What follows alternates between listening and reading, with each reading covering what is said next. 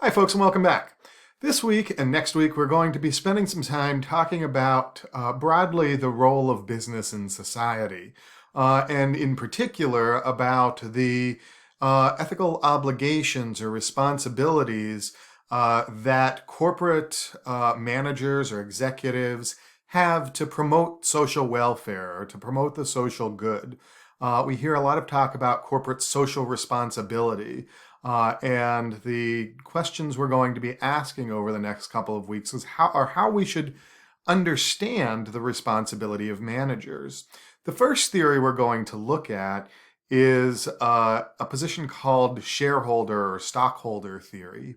Shareholder or stockholder theory says that the responsibility of corporate managers or corporate executives is solely to the owners of the business, those with whom they've entered into a contractual relationship.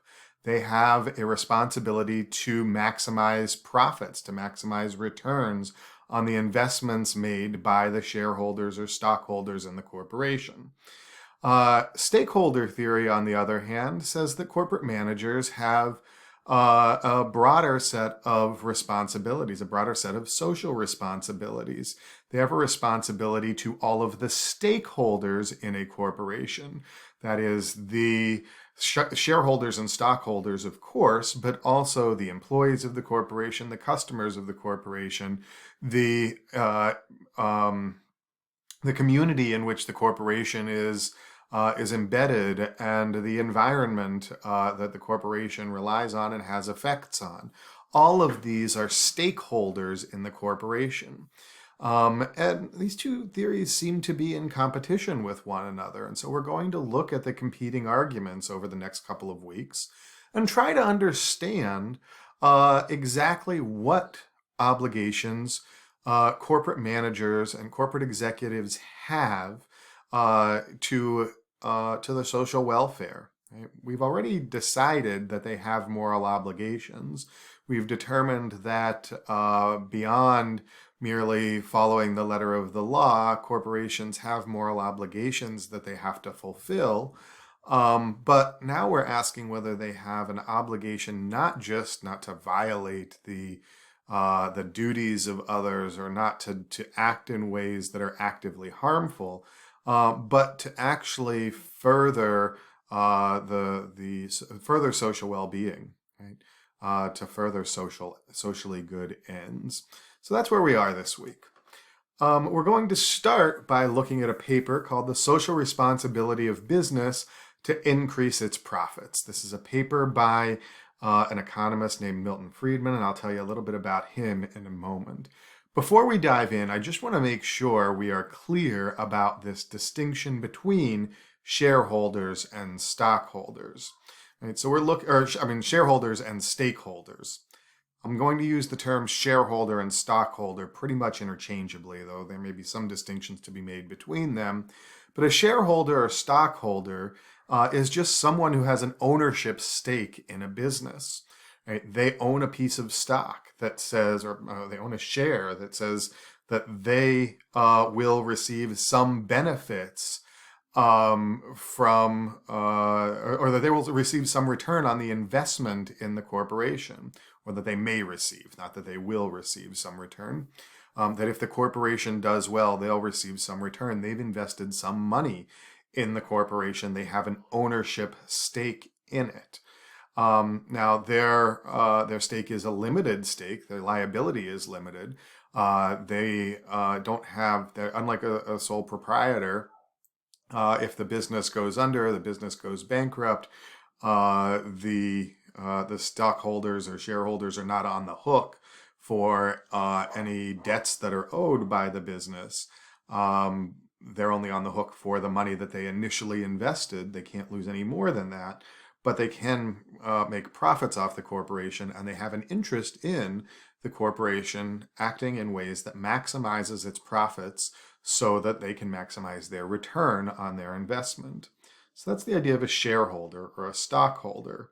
A stakeholder, on the other hand, may not have ownership, but the way that the business operates affects their well-being in some fairly direct way.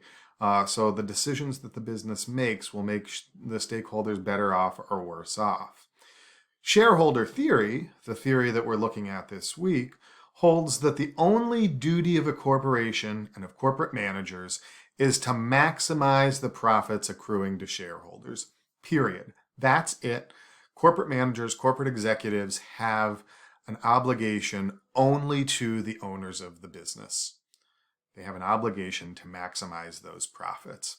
And in doing so, according to shareholder theory, they are acting in a way that both fulfills their responsibilities and, because of the role that business plays in a broader society, in a broader economic system, maximizes the overall well-being within that system. We'll see corporations or corporate executives that act contrary to the interests of the shareholders may in fact lead to or exacerbate social problems, according to Friedman. So who was Milton Friedman? Well, he was an American economist at the University of Chicago. He was the 1976 Nobel laureate in economics. And he was a leading thinker in the Chicago School of Neoclassical Economics. It's a broadly libertarian school in economics that adopted a theory that said essentially that business is good, that government ought not to regulate business in any heavy-handed ways. Regulation is bad. And that businesses have an obligation to their shareholders to maximize the return on the investments of the shareholders, and that in doing so, businesses are doing the best thing that they can do for the society that they are a part of. By maximizing returns, they're maximizing the value that is being created within that society, maximizing the number of jobs that can be created within that society, and so on.